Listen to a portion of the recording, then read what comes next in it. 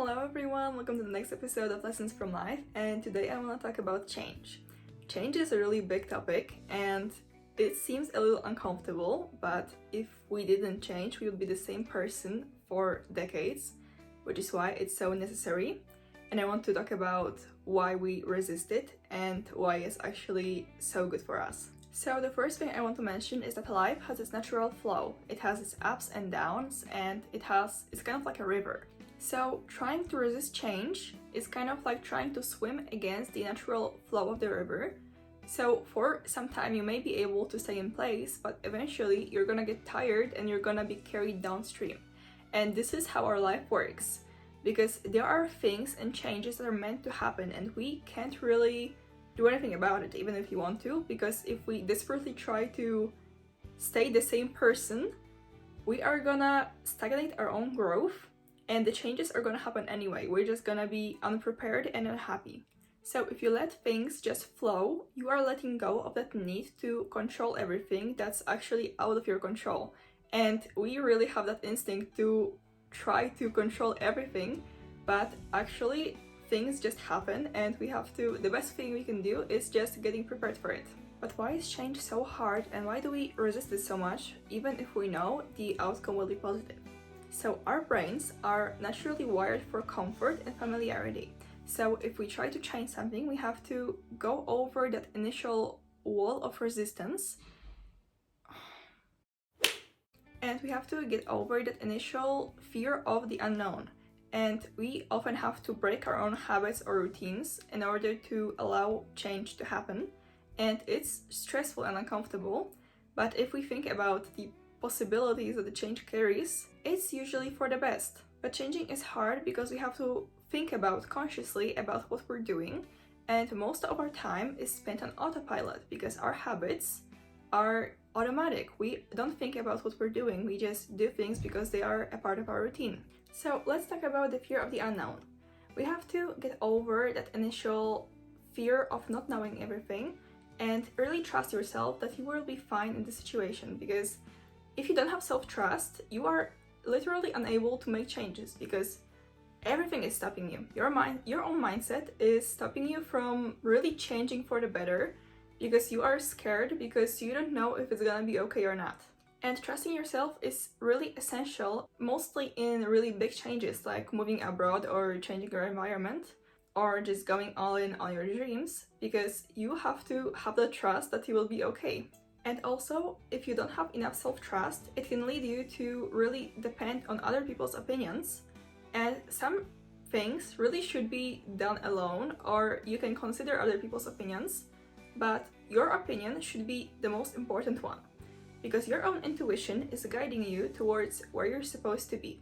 And if you are putting other people's opinions in front of your own, then the outcome will not be really aligned to you and you can end up in a situation that is not meant for you.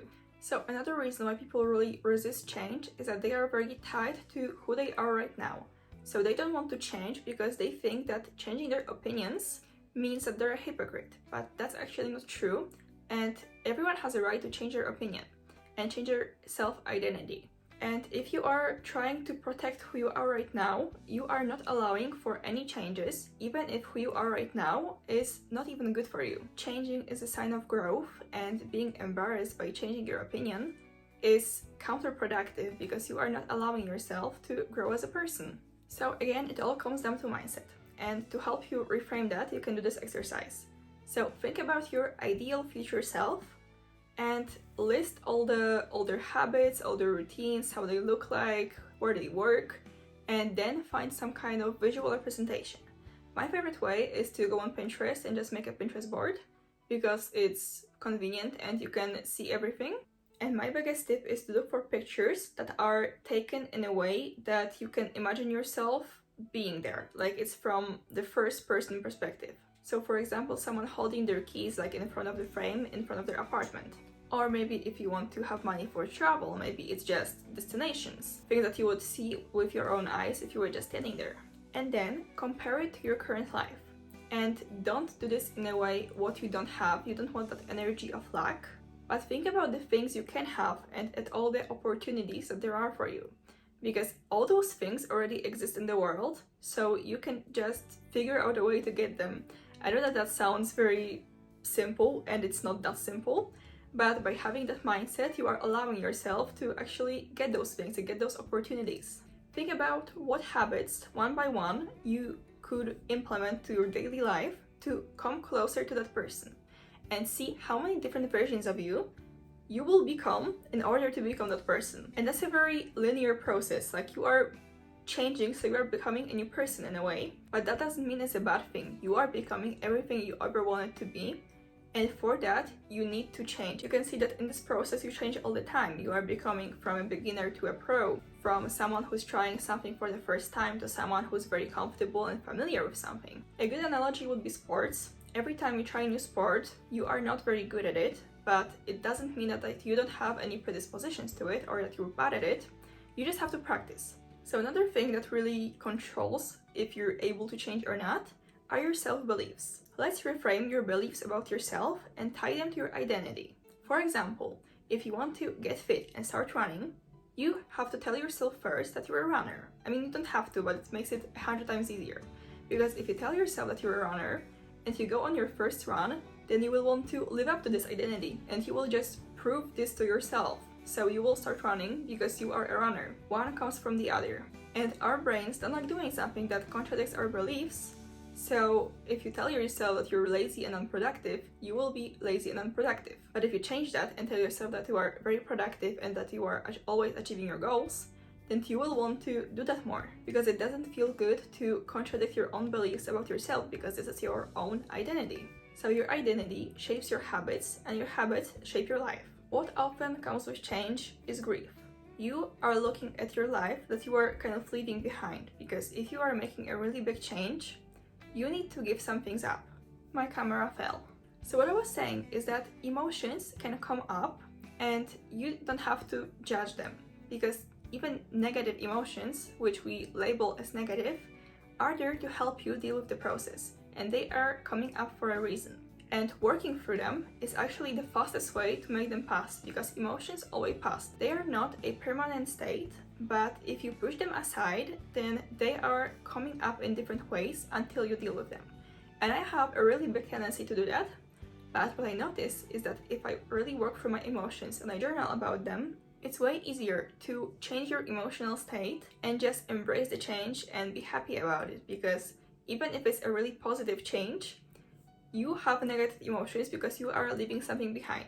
So the fastest you work through those emotions, you can actually enjoy the moment and enjoy the change and things that come with it, instead of feeling so bad that you can't even enjoy the things that are coming up that are good for you. And this is a really good moment to practice self-compassion and tell yourself that you understand and those feelings are valid. That may sound kind of weird because you are literally comforting yourself, but that's something that's really helpful. And if you don't want to do that, you can, for example, talk to a therapist or a friend. But therapy is a tool that helps you kind of see your emotions and just things from an outside perspective. And it's really helpful, but it's not the only way. So by embracing change, you are also building up your resilience. Think about how scary change was when you were younger, and every little thing you were doing for the first time was terrifying and you needed a lot of emotional support. And now you can look back and see all the things you did to this point and how much more confident and resilient you are now. So by embracing change, you can think about where you will be in, for example, 20 years, how much more confident you will be and how you will be rich in those experiences, which you wouldn't be otherwise if you didn't let that change happen. And also, staying the same person for your whole life should actually scare you, because you have so much potential, and every year we get so many opportunities to grow and experience new things that if we resist that, we will stay the same person. So you really have to think if you would rather choose the discomfort of staying the same person for such a long time and not growing, or the discomfort of change, which actually goes away and those changes teach you so much. And last but not least, think about that everything in your life has a purpose. Some people or situations happen to you to teach you something. Some people are meant to teach you love or friendship and what healthy relationships look like, while others teach you boundaries, resolving conflicts, and eventually moving on. And that's all I have to say for today, and thank you so much for watching, and see you in the next one. Bye!